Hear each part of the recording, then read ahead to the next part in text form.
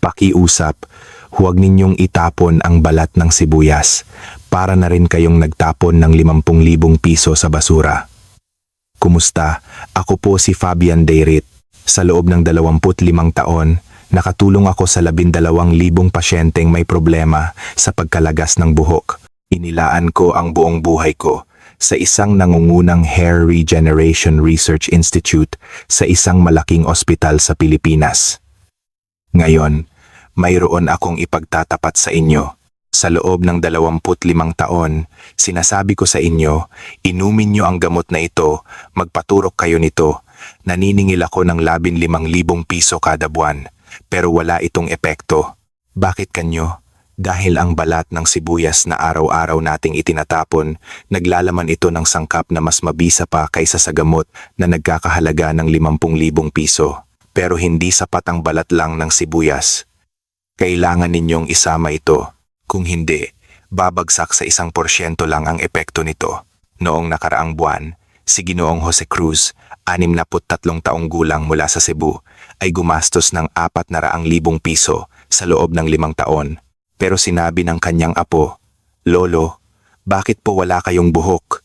Yung lolo ng kaklasiko. Ang dami." Nag-aral ako ng 1,200 tao sa loob ng 3 taon. Nakakagulat ang resulta. Hinaharangan ng balat ng sibuyas ang 76% ng hair loss hormone. Pero nang idagdag ko ito, sumirit ang absorption rate mula 32% hanggang 87%. Itinuro ko ito kay Ginoong Cruz. Sa loob lang ng 3 linggo, may mga bagong buhok na tumubo sa tuktok ng kanyang ulo. Umiyak si Ginoong Cruz habang hawak ang aking kamay. "Doktor, buhok ko po ba talaga ito? Gusto niyo bang malaman kung ano ito? Kung tatapusin ninyo ang video na ito, makakatipid kayo ng 500,000 piso at may kumpiyansang magtatanggal ng sombrero sa harap ng inyong mga apo. Masisimulan nyo ito agad mamayang gabi kapag nagluto kayo ng sibuyas. Libre po ang pag-like at pag-subscribe. Kung mag-subscribe kayo, kayo ang unang makakatanggap ng mga sikretong pangkalusugan na itinatago ng mga kumpanya ng gamot. Magkano na ang nagastos nyo dahil sa pagkalagas ng buhok? Pindutin ang 1 kung mahigit 50,000 piso, 2 kung mahigit 25,000 piso, at 3 kung mas mababa pa. Sige, magsimula na tayo. Mga kaibigan, bago tayo magsimula, may mahalaga akong sasabihin. Maraming tao ang nagpapakulo ng balat ng sibuyas. Pero 6 sa 10 tao ang nabibigo. Bakit kaya? Iisa lang ang dahilan. Gumamit sila ng balat ng sibuyas lamang. Mga kaibigan, ang balat ng sibuyas ay may mabisang sangkap na pumipigil sa pagkalagas ng buhok. Sa madaling salita, ito ang sangkap na kumakapit sa buhok. Pero may problema. Itong magandang sangkap ay hindi madaling mapasok sa ating katawan. Sa 132 lang ang pumapasok. Ang natitirang 68 ay lumalabas lang para mas madaling maintindihan. Ganito iyon. Isipin nyo na napakakipot ng pinto ng bahay nyo.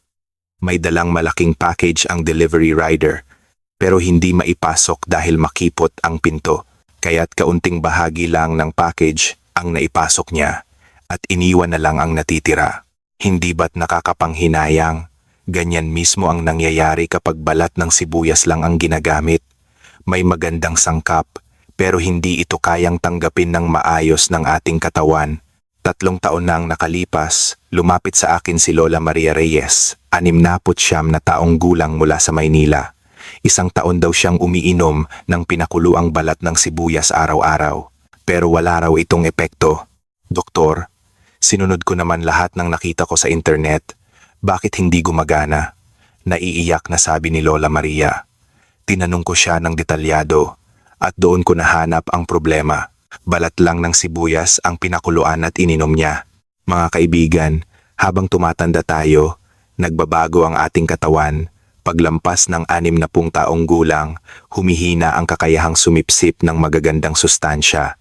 Noong bata pa, sa 100 ay 50 ang pumapasok, pero ngayon, 30 na lang, kaya hindi sapat ang balat lang ng sibuyas. Kailangan nating palawakin ang pinto. Kailangan nating buksan ang daan para ang magagandang sangkap ay madaling makapasok sa ating katawan. At iyon ay ito. Base sa aking pag-aaral, kapag isinama ito, kamangha-manghang bagay ang nangyayari. Ang absorption rate sa katawan ay tumataas mula 32% hanggang 87%, halos 3 beses ang itinaas. Ang makipot na pinto na nabanggit ko kanina ay biglang bubukas ng maluwag at ang mas nakakamangha ay ang kasunod. Ito rin ang perpektong nag-aalis ng matapang na amoy ng balat ng sibuyas. Kapag balat lang ng sibuyas ang pinakuluan, mangangamoy sibuyas ang buong bahay, kaya maraming sumusuko sa kalagitnaan. Pero kapag idinagdag ito, nawawala ang amoy. Sa halip, nagkakaroon ito ng banayad at mabangong amoy. Itinuro ko ang paraang ito kay Lola Maria Reyes. Pagkatapos ng 4 na linggo, bumalik siya sa ospital. Nakangiti ng malapad ang kanyang mukha. Doktor, gumagana. Gumagana talaga. Nabawasan ng kalahati ang nalalagas kong buhok. Mga kaibigan, ito na nga iyon. Hindi sapat ang balat lang ng sibuyas. Kailangan ninyong isama ito. Kung gayon, ano nga ba ito? Ang sagot ay green tea. Oo, tama po. Yung green tea na karaniwan nating iniinom. Yung green tea bag na mayroon sa bahay niyo, iyon mismo. Pero mga kaibigan, hindi basta-basta ang paglalagay ng green tea. Kapag mali ang temperatura, walang silbi. Kapag mali ang pagkakasunod-sunod, mahahati ang epekto. Lalo na ang unang paraan na ituturo ko ngayon, kailangan nyo itong malaman. Kapag nagkamali kayo sa isang bagay na ito, biglang bababa ang epekto at mamaya may mas mahalaga pa akong sasabihin. Kahit na maayos ninyong napakuluan ang balat ng sibuyas at green tea, kung mali ang paraan ng paglalagay sa buhok, wala ring silbi. Ituturo ko sa inyo ang tamang paraan ng paglalagay para mapuno ang tuktok ng inyong ulo. Sige. Ngayon, ituturo ko sa inyo ang tamang paraan ng pagpapakulo ng balat ng sibuyas at green tea. Nakahanda na ba ang panulat? Ngayon na ang totoong mahalagang bahagi, ang unang hakbang ay ang tamang paghahanda ng balat ng sibuyas. Mga kaibigan, ang mga sasabihin ko ngayon ay kailangan ninyong sundin ng eksakto. Kapag may isa lang na mali, mahahati ang epekto. Nakahanda na ba ang panulat? Marami ang nagkakamali sa unang hakbang na ito. Kaya kahit anong galing nila sa mga susunod na hakbang, wala itong epekto. Noong nakaraang taon, lumapit sa akin si Lola Elena Santos, 67 taong gulang mula sa Davao. 6 na buwan daw siyang nagpapakulo at umiinom ng balat ng sibuyas araw-araw pero wala raw talagang epekto. Tinanong ko siya, anong klaseng balat po ang ginamit niyo? Sumagot siya na parang natural lang. Siyempre, balat ng sibuyas. Bakit po? Pero nagulat ako nang makita ko ang litratong ipinakita niya. Ang ginamit niya ay ang maputlang dilaw na balat, halos puti na. Ito na nga iyon. Ito ang unang pagkakamali. Mga kaibigan, hindi lahat ng balat ng sibuyas ay pare-pareho. Magkaibang-magkaiba ang panlabas na balat at panloob na balat. Ang kailangan nating gamitin ay ang pinakalabas na matigas na balat. Yung balat na kulay matingkad na brown o halos kulay ube. Yung may tunog na kaluskos. Bakit kailangan itong balat na ito ang gamitin? Ayon sa pag-aaral, ang matingkad na balat ay may 76 na beses na mas maraming magandang sangkap kaysa sa panloob na balat. 76 na beses. Halos 100 beses ang pagkakaiba. Para mas madaling maintindihan, ganito iyon. Isipin ninyo ang dalandan. Matamis ang laman nito, pero ang balat ng dalandan, kahit mapait, ay may mas maraming sangkap na maganda sa katawan, ganoon din ang sibuyas. Matamis at masarap ang loob, pero ang tunay na yaman ay nakatago sa panlabas na matigas na balat. Kaya kailangan nating kolektahin ang balat na iyon na unang-una nating tinatanggal at itinatapon kapag nagluluto. Kung gayon, gaano karami ang kailangan nating kolektahin? Sapat na ang isang dakot. Yung dami kapag dinakot nyo ng isang kamay, pero hindi sapat ang balat mula sa isang sibuyas. Karaniwan, kailangan nyong kolektahin ang balat mula sa 3 hanggang 4 na sibuyas para makabuo ng isang dakot. Kaya't kung isang sibuyas lang ang ginamit nyo ngayong gabi, huwag nyo munang pakuluan. Ipunin nyo muna ng ilang araw. Sapat na ang 3 hanggang 4 na araw na pag-iipon. Paano itatago ang balat? Simple lang. Ilagay sa isang paper bag o plastic bag at ilagay sa vegetable section ng inyong ref. Walang problema hanggang 1 linggo. Pero may mga nagkakamali na naman dito. Hinuhugasan ang balat. Hinding-hindi dapat hugasan. Bakit? Dahil ang magagandang sangkap ay nakadikit sa ibabaw ng balat. Kung huhugasan ng tubig, matatanggal lahat ng sangkap na ito. Bababa ng mahigit 30% ang epekto. Kung gayon, hindi ba marumi ang balat? Huwag kayong mag-alala. Mamaya, papakuluan natin ito sa mainit na tubig sa loob ng 15 minuto. Kung mayroon mang alikabok o bakterya, mawawala lahat iyon. Kaya't ang kailangan lang nating gawin ay balatan at ipunin ang balat, huwag hugasan. At may isa pang mahalagang bagay. Iyon ay ang uri ng sibuyas. Sa mga palengke ngayon, mayroong karaniwang sibuyas, pulang sibuyas, at puting sibuyas. Alin ang dapat gamitin? Ang sagot ay ang karaniwang sibuyas. Yung kulay gintong brown na sibuyas na pinakamadalas nating ginagamit. Bakit? Dahil ayon sa pag-aaral, ang balat ng karaniwang sibuyas ang may pinakamaraming magandang sangkap. Hindi rin masama ang pulang sibuyas, pero mas mababa ito kumpara sa karaniwang sibuyas. Kaya't ang bibilhin natin ay ang pinakakaraniwang sibuyas sa palengke. Hindi kailangang bumili ng mahal. Sige, buod natin. Una, matingkad na brown na panlabas na balat lang ang gamitin. Pangalawa, mag-ipon ng 1 dakot. Pangatlo, hinding-hindi dapat hugasan. Pang-4, karaniwang sibuyas ang gamitin. Kung susundin nyo ang 4 na ito, tapos na ang paghahanda ng balat ng sibuyas. Itinuro ko ang paraang ito kay Lola Elena Santos. Nagsimula siyang muli sa umpisa. Sa pagkakataong ito, maayos niyang inipon ang matingkad na brown na balat at pagkatapos ng 5 linggo, bumalik siya sa ospital. Nakangiti ng malapad ang kanyang mukha. Doktor, ngayon gumagana na. Kitang-kita ang pagbawas ng nalalagas kong buhok. Nakita niyo ba? Ganyan kahalaga ang tamang paggawa ng unang hakbang. Kung gayon, handa na ang balat. Ano ang susunod na hakbang? Iyon ay ang pagpapakulo nito kasama ng tubig. Pero hindi rin ito basta-basta pinapakuluan. Kailangan ninyong sundin ng eksakto ang temperatura ng tubig, oras ng pagpapakulo at lakas ng apoy. Lalo na kapag nagkamali sa lakas ng apoy, 58% ng magagandang sangkap ang mawawala. Marami ang nagpapakulo sa malakas na apoy, pero hinding-hindi dapat ganoon. Ngayon, ituturo ko sa inyo ang tamang paraan ng pagpapakulo kasama ng tubig. Kahit ito lang ang gawin nyo ng tama, mas mauuna na kayo sa 10 sa 10 tao. Ang pangalawang hakbang ay ang tamang pagpapakulo kasama ng tubig, mga kaibigan. Sa hakbang na ito, pinakamarami ang nagkakamali. Iniisip nila, hindi ba't pakuluan lang sa malakas na apoy? Pero kung gagawin nyo iyon, 58% ng magagandang sangkap ang mawawala. Noong nakaraang taon, lumapit sa akin si Lolo Roberto Garcia, 71 taong gulang mula sa Iloilo. 4 na buwan daw siyang nagpapakulo ng balat ng sibuyas araw-araw, pero wala raw talagang epekto. Tinanong ko siya, paano po ninyo pinakuluan? Kumpiyansa siyang sumagot.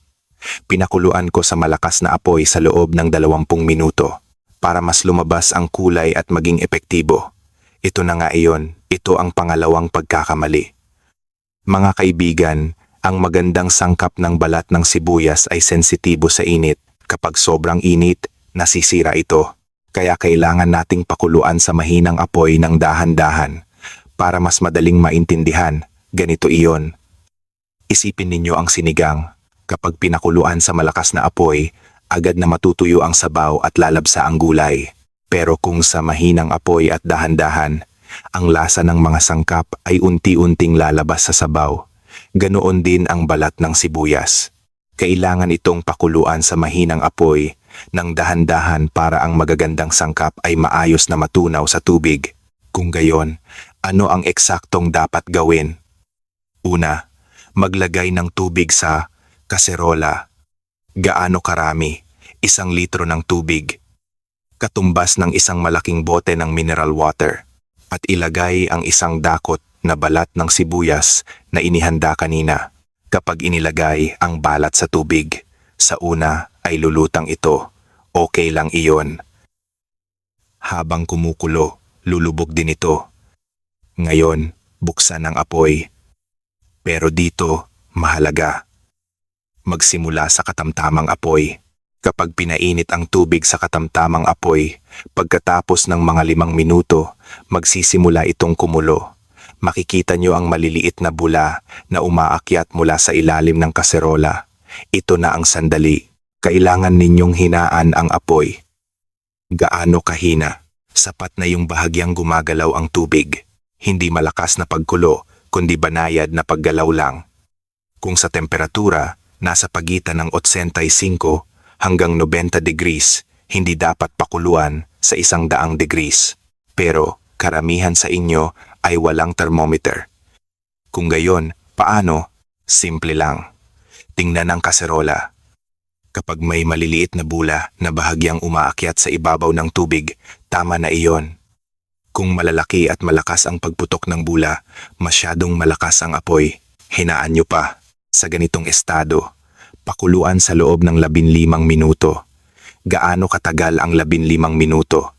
Katumbas ng 3 commercial break habang nanonood ng isang episode ng teleserye, o iset ang timer ng inyong cellphone sa 15 minuto. Sa loob ng 15 minuto, may kamanghamanghang pagbabago na mangyayari. Ang dating malinaw na tubig ay unti-unting magiging kulay brown. Pagkatapos ng mga 5 minuto, magiging light brown ito. Pagkatapos ng mga 10 minuto, magiging dark brown. Pagkatapos ng 15 minuto, magiging kasing kulay na ito ng tsaa. Normal iyon. Kung pagkatapos ng 15 minuto ay maputla pa rin ang kulay ng tubig, may mali, masyadong mahina ang apoy o kulang ang balat. Sa kabilang banda, kung halos itim na ang kulay ng tubig, masyadong malakas ang apoy, magiging mapait ang lasa niyan. Kaya't ang gusto natin ay matingkad na brown. Isipin nyo ang kulay ng tsaa. Pagkatapos ng 15 minuto, magbabago rin ang amoy. Sa una, matapang ang amoy ng sibuyas. Pero habang lumilipas ang oras, nagiging banayad ang amoy. Hindi na matapang na amoy sibuyas, kundi nagiging banayad na aroma. Sige, lumipas na ang 15 minuto. Ano na ang dapat gawin? Patayin ang apoy, patayin agad. Huwag nang pakuluan pa. Bakit? Dahil ngayon na natin ilalagay ang green tea. Pero ang green tea ay hindi dapat ilagay sa sobrang init na tubig. Masisira ang magandang sangkap ng green tea. Kaya't patayin ang apoy at maghintay ng mga 5 minuto. Maghintay hanggang bumaba sa mga 80 degrees ang temperatura ng tubig para sa mga walang thermometer. Ganito ang gawin. Pagkatapos patayin ang apoy, maghugas muna ng isang plato o pumunta sa banyo. Sapat na ang oras na iyon. Sige, buod natin. Una, maglagay ng 1 dakot na balat ng sibuyas sa 1 litrong tubig. Pangalawa, pakuluan sa katamtamang apoy at kapag may bula na, hinaan ang apoy. Pangatlo, pakuluan sa mahinang apoy sa loob ng 15 minuto. Pang-apat, kapag matingkad na brown na ang kulay ng tubig, patayin ang apoy. Pang-5, palamigin ng 5 minuto. Kung susundin nyo ang 5 ito, tapos na ang pagpapakulo. Itinuro ko ang paraang ito kay Lolo Roberto Garcia. Sa pagkakataong ito, dahan-dahan niyang pinakuluan sa mahinang apoy at pagkatapos ng 6 na linggo, bumalik siya sa ospital. Nakangiti ng malapad ang kanyang mukha. Doktor, iba na ngayon. Kapag nagsasabon ako ng buhok, nabawasan ng kalahati ang nalalagas. Nakita niyo ba?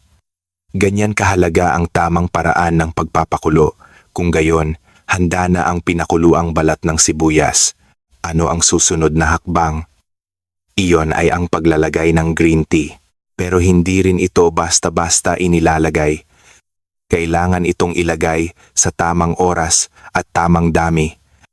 Lalo na, Mahalaga kung gaano katagal ibababad ang green tea. Kung masyadong maikli, walang epekto. Kung masyadong mahaba, magiging mapait lang.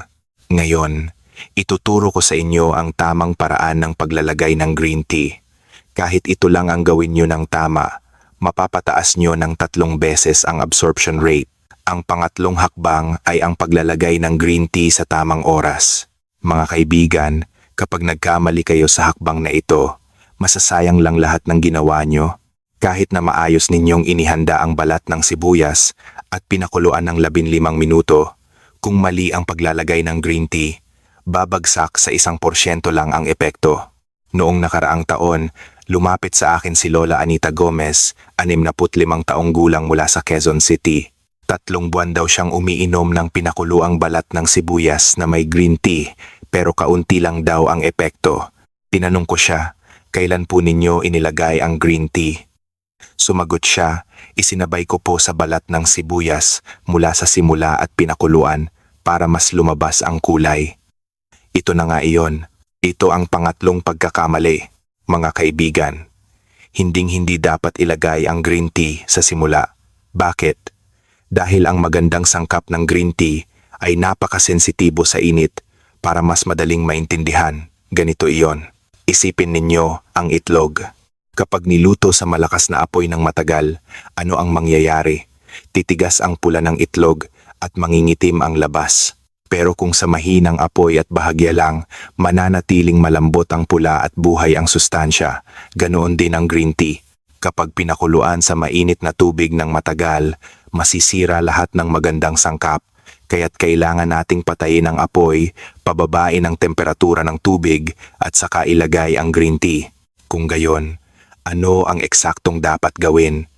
Kanina sa ika-4 na hakbang, pinakuluan natin ang balat ng sibuyas ng 15 minuto at pinatay ang apoy. Ngayon, maghintay ng 5 minuto. Pagkatapos ng 5 minuto, bababa sa mga 80 degrees ang temperatura ng tubig. Sa sandaling iyon, ilagay ang green tea. Anong klaseng green tea ang gagamitin? Sapat na ang karaniwang green tea tea bag na nabibili sa grocery, hindi kailangang bumili ng mahal. Okay lang din ang green tea tea bag na nabibili sa mga murang tindahan, 1 piraso lang ang ilagay. Sa 1 litrong tubig, sapat na ang 1 green tea tea bag kapag inilagay ang tea bag. Medyo iitim pa ang kulay ng tubig, magiging kulay brown na may kaunting berdeng kulay. At ngayon, mahalaga, gaano katagal ibababad? Eksaktong 3 minuto. Ibabad lang ng 3 minuto. Gaano katagal ang 3 minuto? I-set ang timer ng inyong cellphone sa 3 minuto o tingnan ang relo at bilangin ang 3 minuto. Bakit 3 minuto? Ayon sa pag-aaral, sa 3 minuto pinakamaraming magandang sangkap ng green tea ang lumalabas. Kulang ang 2 minuto at masyadong mahaba ang 4 na minuto, lalo na kapag ibinabad ng mahigit 5 minuto, magiging mapait ang lasa, magiging mahirap inumin. Kaya't eksaktong 3 minuto lang natin ibababad. Pagkatapos ng 3 minuto, alisin ang tea bag, diinan ng kaunti gamit ang kutsara para pigain ang tubig at itapon. Ngayon, tapos na. Amuyin nyo. Ang dating matapang na amoy ng sibuyas ay halos nawala na. Sa halip, may banayad na amoy ng green tea, parang amoy ng mamahaling tsaa. Magbabago rin ang lasa. Kapag balat lang ng sibuyas ang pinakuluan, mapait ang lasa. Pero kapag nilagyan ng green tea, nagiging banayad, may kaunting pakla, pero kayang inumin. Pero mga kaibigan, may mahalaga pa ritong bagay. Hindi dapat inumin agad ang mainit na tubig. Maaaring mapaso ang bibig. Kaya kailangan nating palamigin ang tubig. Buksan ang takip ng kaserola at iwanan ng mga 30 minuto. Maghintay hanggang maging maligamgam. Kung nagmamadali, pwede niyong ilubog ang kaserola sa malamig na tubig para mas mabilis lumamig. Kapag malamig na ang tubig, isalin sa malinis na bote o PET bottle at ilagay sa ref. Kapag nakalagay sa ref, pwede itong gamitin sa loob ng 2 linggo. Pagkatapos ng 2 linggo, itapon at gumawa ng bago.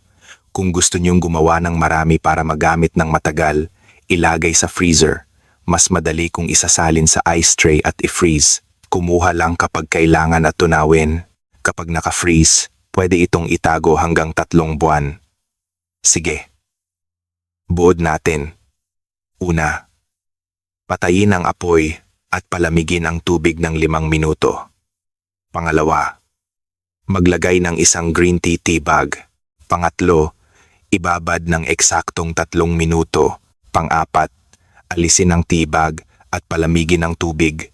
Pang-5, isalin sa bote at ilagay sa ref o i-freeze. Kung susundin niyo ang 5 ito, tapos na ang paglalagay ng green tea. Itinuro ko ang paraang ito kay Lola Anita Gomez. Sa pagkakataong ito, inilagay niya ang green tea pagkatapos patayin ang apoy at eksaktong 3 minuto niya lang ibinabad. Pagkatapos ng 4 na linggo, bumalik siya sa ospital. Nakangiti ng malapad ang kanyang mukha. Doktor, gumagana. Ngayon gumagana talaga. Kitang-kita ang pagbawas ng buhok na nalalagas sa unan ko. At kapag hinahawakan ko ang tuktok ng ulo ko, may nararamdaman akong malambot na tumutubo. Hinawakan niya ng mahigpit ang aking kamay. Nakita niyo ba? Ganyan kahalaga ang tamang oras ng paglalagay ng green tea. Sige, perpekto na ang ating onion peel green tea water. Pero mga kaibigan, hindi pa dito nagtatapos. Mayroon pang pinakamahalagang hakbang. Iyon ay kung paano gamitin ang tubig na ito. Marami ang umiinom lang nito. Siyempre, nakakatulong din ang pag-inom. Pero hindi sapat iyon. Para makita ang tunay na epekto, kailangan itong direktang ilagay sa anit. Pero hindi ito dapat ilagay kahit anong oras. Hindi dapat ilagay bago maghugas ng buhok at hindi rin dapat pagkatapos maghugas, may tamang oras. Ang ika-4 na hakbang ay ang tamang paglalagay sa anit. Mga kaibigan, nakagawa na tayo ng perpektong onion peel green tea water. Pero kung hindi nyo ito ilalagay ng tama, wala ring silbi. 4 sa 10 tao ang nabibigo sa hakbang na ito.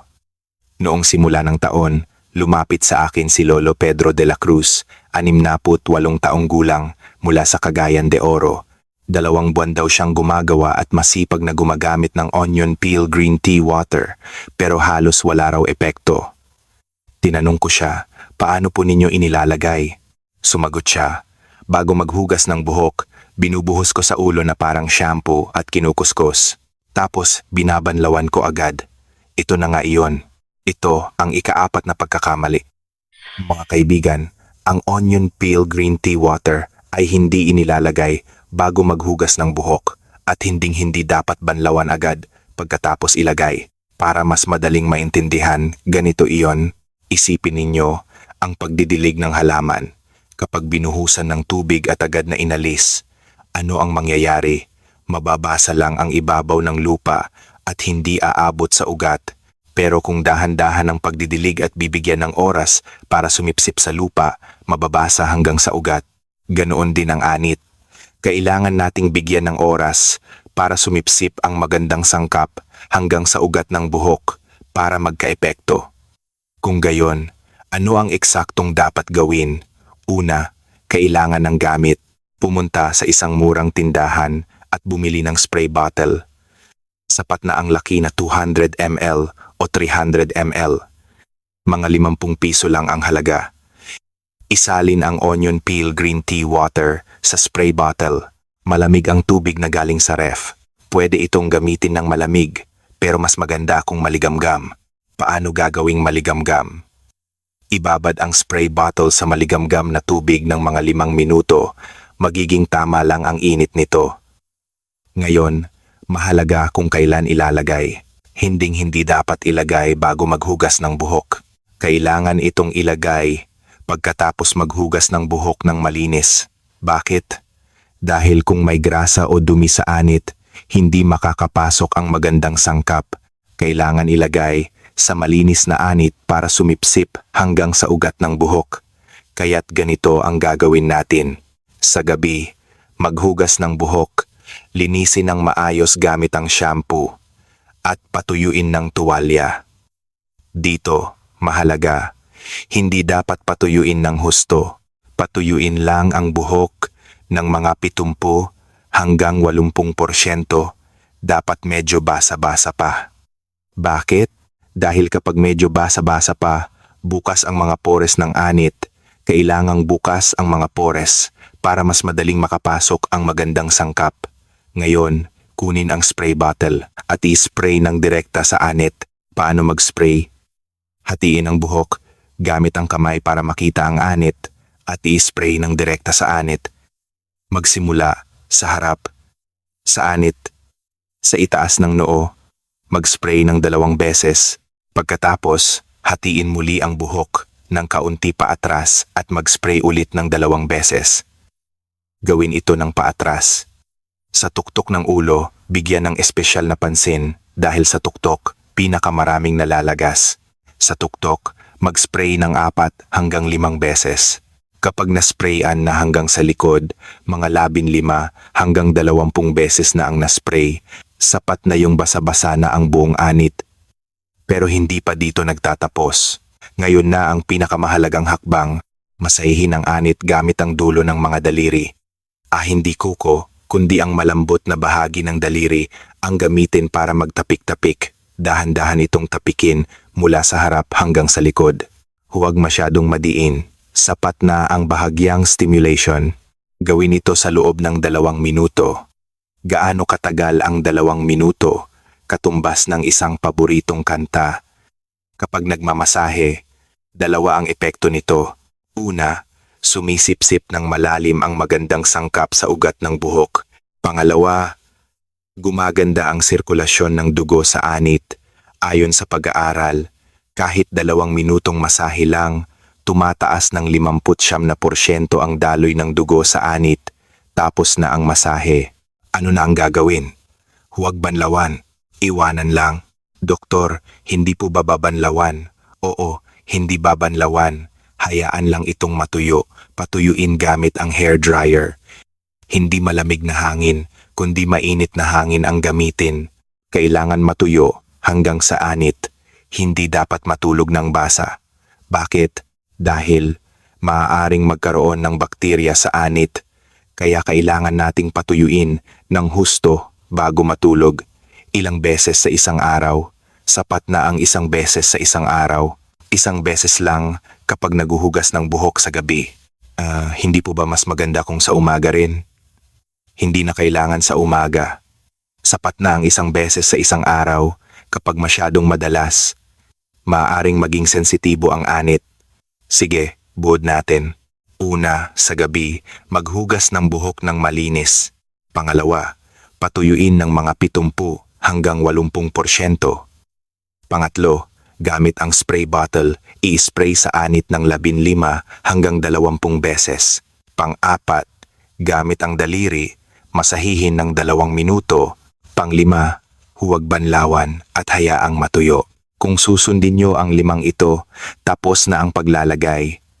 Itinuro ko ang paraang ito kay Lolo Pedro de la Cruz. Sa pagkakataong ito, inilagay niya ito pagkatapos maghugas ng buhok at masinop niyang minasahe. Pagkatapos ng 3 linggo, bumalik siya sa ospital. Nakangiti ng malapad ang kanyang mukha. Doktor, hindi ako makapaniwala. Nang tiningnan ko ang tuktok ng ulo ko sa salamin, may mga parang maliliit na buhok na tumutubo. Nakikita ko na may bagong buhok na tumutubo. Tuwang-tuwa si Lolo. Nakita niyo ba? Ganyan kahalaga ang tamang paraan ng paglalagay. Mga kaibigan, ito na ang huli. Bubuudin ko ang 4 na hakbang na itinuro ko ngayon. Una, mag-ipon ng 1 dakot na matingkad na brown na balat ng sibuyas. Hindi pwede ang puti o maputlang dilaw.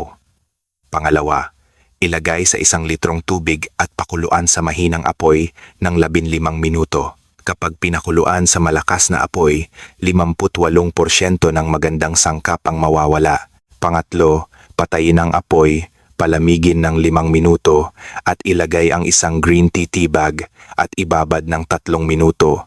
Tataas ng 3 beses ang absorption rate. Pang-4, Sa gabi, pagkatapos maghugas ng buhok, ispray sa anit gamit ang spray bottle at masahihin ng 2 minuto. Huwag banlawan at hayaang matuyo. Sundin lang ang 4 na hakbang na ito. Pero mga kaibigan, gaano katagal bago makita ang epekto? Depende sa tao, pero karaniwan ganito. 1 hanggang 2 linggo, mababawasan ng kalahati ang nalalagas na buhok. Sa umaga, mapapansin nyo sa una na nabawasan ng malaki ang buhok. 3 hanggang 4 na linggo, kapag hinawakan ang tuktok ng ulo, mararamdaman nyo ang malambot na parang balahibo. Nagsisimula ng tumubo ang bagong buhok. 6 hanggang 8 linggo, kapag tiningnan sa salamin, makikita nyo ang maiikling buhok na tumutubo sa tuktok ng ulo. 12 linggo o mga 3 buwan, malaki na ang pagkakaiba. Mapapansin na ng mga tao sa paligid nyo na dumami ang buhok nyo. Pero mga kaibigan, huwag hihinto pagkatapos ng 3 linggo. Kailangan nyo itong gawin ng tuloy-tuloy sa loob ng hindi bababa sa 3 buwan para tuluyan ng kumapit. At may isa pang mahalagang paalala. Bago gamitin sa unang pagkakataon, kailangan munang subukan. Maglagay ng kaunti sa loob ng inyong braso. Maghintay ng 24 na oras. Kung mamula o mangati, huwag gamitin. Kung may sugat sa anit, huwag gamitin. Gamitin kapag magaling na ang sugat at ang tubig na nakalagay sa ref, gamitin sa loob ng 2 linggo. Pagkatapos ng 2 linggo, itapon at gumawa ng bago. Mga kaibigan, ang paraang itinuro ko sa inyo ngayon ay resulta ng 25 taong pag-aaral. 1,200 tao na ang nakakita ng epekto, kaya nyo rin itong gawin. Hindi nyo kailangan ng pelukang nagkakahalaga ng 50,000 piso. Hindi nyo kailangan bumili ng gamot para sa buhok na nagkakahalaga ng 10,000 piso kada buwan. Ang balat ng sibuyas na araw-araw nating itinatapon kasama ng isang tiyabag ng green tea ay sapat na. Simulan nyo agad mamayang gabi. Kapag nagluto kayo ng sibuyas, huwag itapon ang balat, ipunin nyo. Pagkatapos ng 3 buwan, may kumpiyansa na kayong magtatanggal ng sombrero sa harap ng inyong mga apo. Hindi na kayo mahihiya kapag pumunta sa Senior Citizen Center. Taos puso kong inaasam na kayo ay tumanda ng malusog. Huwag ma-stress dahil sa pagkalagas ng buhok. Sabay-sabay natin itong labanan. Kung nakatulong ang video na ito, pakipindot ang like button. Ang maliit ninyong atensyon ay makakatulong na maiparating ang impormasyong ito sa mas maraming tao at pakipindot din ang subscribe button. Kapag nag-subscribe kayo, hindi lang tungkol sa pagkalagas ng buhok, kundi pati na rin ang impormasyon tungkol sa kalusugan ng mga nakatatanda tulad ng arthritis, high blood at diabetes ang unang-una ninyong matatanggap. Patuloy kong ibabahagi ang mga impormasyong gustong itago ng mga kumpanya ng gamot. Ibahagi nyo rin ang inyong karanasan sa mga komento. Kahit isang salita lang na magsisimula na akong mag-ipon ng balat ng sibuyas ngayon ay malaking tulong na at pakishare ang video na ito. Marahil ay may mga kakilala kayo na may problema sa pagkalagas ng buhok. Ipadala nyo ang video na ito sa inyong pamilya, kaibigan at kapitbahay. Sabay-sabay tayong maging malusog. Mga kaibigan, maging malusog kayo ngayon. Salamat.